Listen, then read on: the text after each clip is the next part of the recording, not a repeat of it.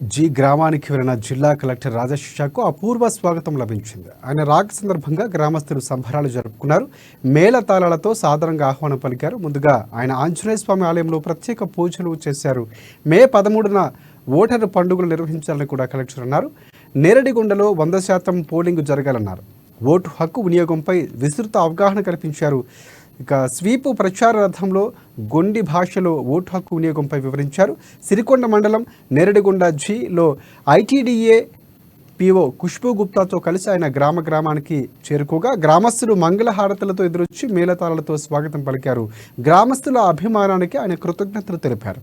Adilabad parliament election phase 4 మే 13న జరగబోతుందని చెప్పారు. ఇక ప్రతి ఒక్కరూ తమ ఓటు హక్కు వినియోగించుకోవాలని సూచించారు. నెల 25వ తేదీ నుంచి మే 5 వరకు ఓటర్ స్లిప్పులు పంచడం జరుగుతుందన్నారు.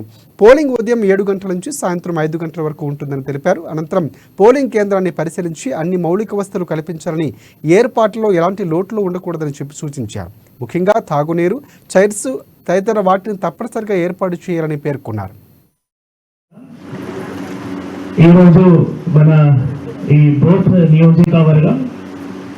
నియోజకవర్గంలో సిరికొండ మండలంలో నెరడిగొండ జీ గ్రామంలో ఈరోజు ఓటర్ అవగాహన సదస్సు కార్యక్రమం పెట్టడం జరిగింది. మీ అందరికీ తెలుసు, మనం ఇప్పుడు ఈ పార్లమెంట్ ఎన్నికల జరుగుతూ ఉంది. 13 మే మన పోలింగ్ డేట్ ఉంది.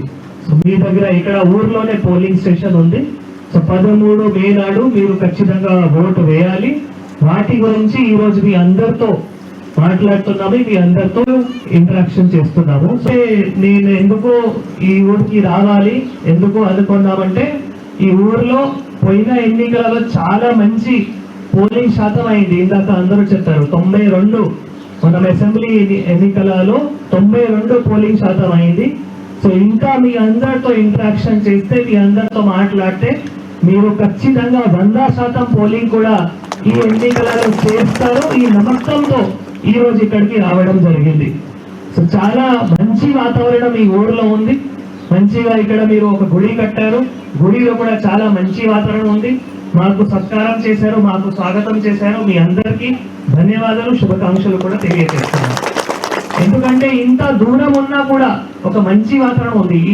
ఈ ఊరు చూస్తే మన జిల్లాలో ఈ మండల్లో బార్డర్ లో ఊరు, చాలా చివరి ఊరు ఉంది. కానీ ఇంత చివరిలో ఉన్నా కూడా ఒక మంచి వాతావరణం ఈ ఊర్లో ఉంది. ఈ మంచి వాతావరణం మీరు ఖచ్చితంగా కొనసాగాలి, బతకాలి. మీ పిల్లల భవిష్యత్తు కూడా మంచిగా ఉండాలి. పిల్లల విద్య కానీ, వైద్య కానీ, ఉపాధి కానీ, ఆరోగ్యం కానీ అందరికీ